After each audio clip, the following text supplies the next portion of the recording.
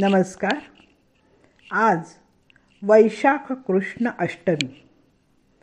आज आपण चोखा मेळ्यांच्या अभंगातील एक अभंग पाहणार आहोत. आम्हा न कळे ज्ञान न कळे पुराण, वेदांचे वचन न कळे आम्हा. आगमाची आई निगमाचा भेद, शास्त्रांचा संवाद न कळे आम्हा. योग याग तप अष्टांग साधन, न कळेची दान व्रत तप. चोखा म्हणे माझा भोळा भाव देवा, गायीन केशवा नाम तुझे.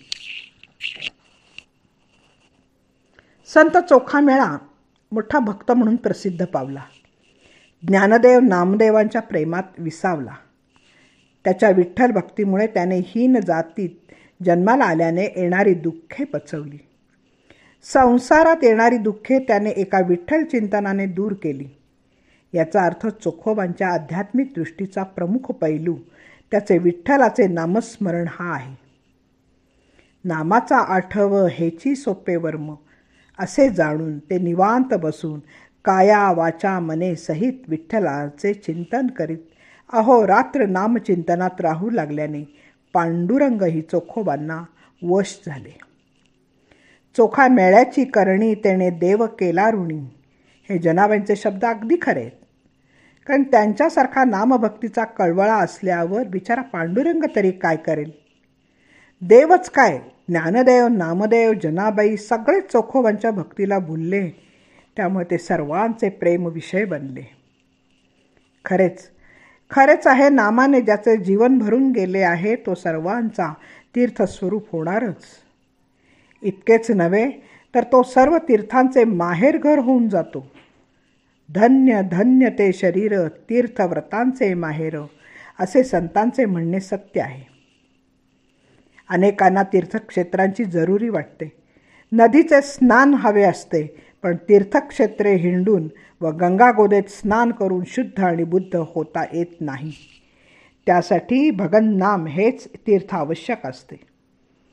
अनेक ज्ञान मिळवणे, पुराणे वाचणे, वेदांचा अभ्यास करणे महत्त्वाचे वाटते.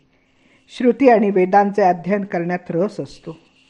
ईश्वर प्राप्तीसाठी योग याग तप व्रत दान तीर्थाटन अष्टांग साधन याचे महत्त्वाचे मानून अनेक जण त्यांच्या नादी लागतात. योग याग जप तप अनुष्ठान तीर्थव्रत दान नाप जाप जपता, सुखाचे सुख नाही याता याती, बैसोनी एकांती नामस्मरा. संत या सर्व गोष्टींना गौण मानतात. तसेच आपले चोखोबाही मानतात. ते म्हणतात, आम्हाला ज्ञान नाही, पुराण कळत नाही, वेदातील क्लिष्ट वचने समजत नाहीत, श्रुती काय स्मृती काय आणि वेद काय ह्यातील फरकही कळत नाही. आगम निगमाचा भेद कळणे कठीणच. शास्त्रांचा संवाद समजत नाही. योग याग तप अष्टांग साधन हे काही एक उमगत नाही आणि आमच्या हाताने काही होतही नाही. व्रत दान तप यांच्या बाबतीतही आम्ही अनभिज्ञ असतो. तथापि चोखा म्हणे माझा भोळा भाव, गायीन केशवा नाम तुझे. म्हणजे निरंतर नामाचे चिंतन करणे हेच चोखोबांना कळते. त्यांच्या भोळ्या भावाला विठ्ठलाचे नामस्मरण तेवढे पटते आणि ते तो करतो. थोडक्यात चोखोबांनी नेमधर्म यज्ञ याग या ब्राह्मण धर्म पुरस्कृत गोष्टींचा अव्हेर करून नाममार्ग श्रेष्ठ मानला. नामालाच उच्च आणि सहज श्रेयस्कर मानले. त्यांचा त्यामुळे एकच हेका चालू होता. वेदाचा अनुभव शास्त्राचा अनुवाद, नामची गोविंद एक पुरे. शिवाय देवही भावाचा भुकेला आहे. म्हणून चोखोबा सांगतात, बसोनी एकांती नामस्मरा. याचा अर्थ चोखोबा नामस्मरणाशिवाय अन्य साधन नाही असे त्यांना वाटते. नाम ही वीट स्थिर ठेवली तर त्यावर विठोबा निश्चित येऊन उभा राहील. तेव्हा भगवंताच्या प्राप्तीसाठी नामस्मरण हेच एक सोपे साधन संतांनी सांगितले. तसेच चोखोबांनीही तेच सांगितले. त्यांच्या या नामभक्तीमुळेच वैष्णवांच्या मेळ्यात त्यांचा समावेश झाला.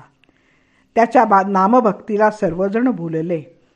ते सर्व भक्तांच्या प्रेमाचा विषय झाले आणि स्वतः चोखोबाही पंढरीच्या वैष्णवजनांविषयी आपली ओढ व्यक्त करीत ते म्हणतात, तयांचे पायावरी भाळ माझे. केवढी ही नम्रता. तुकारामांच्या शब्दात, नामा परते साधन नाही, नाम घेता उठा उठी, होय संसाराची बुटी. धन्यवाद. मी सौभाग्यवती पल्लवी कुलकर्णी. नमस्कार.